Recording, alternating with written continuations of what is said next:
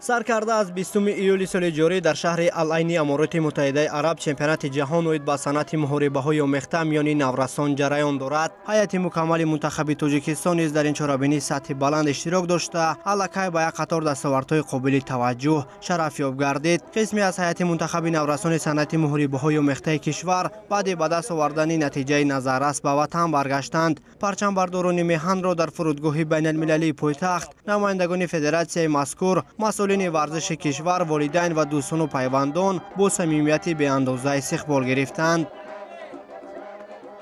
من عمر میرزایی‌سوف از کلوب ورزشی عسکربچه هستم و من در چمپیونات جهان اشتراک کردم.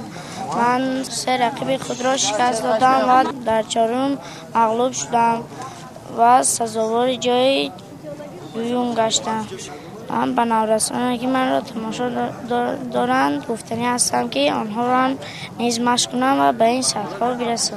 در 4 روز برگزاری چمپیونات جهان اوید با صنعت محاربه‌های آمیخته میان نورسان ورزشکاران تاجیک سزاوار 16 مدال، 5 طلا، 4 نقره و 7 برنجی گشتند. باید قید کرد که مسابقه مذکور تا 27 ایول در شهر العین ادامه میکند. با اطلاع مربیان منتخب در روزهای بعدی نیز ورزشکاران ما امکانی خوب دارند تا برنده زینه‌های افتخاری شوند، زیرا در حال حاضر تاجیکستان دارای یکی از منتخب‌های قوی از نماد صنعت محاربه‌های آمیخته غیر کسبی میباشد.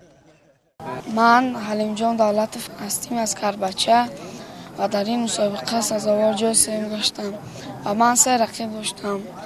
2 تای آنها را مغلوب کرده و در 1 تای آن مغلوب شدم.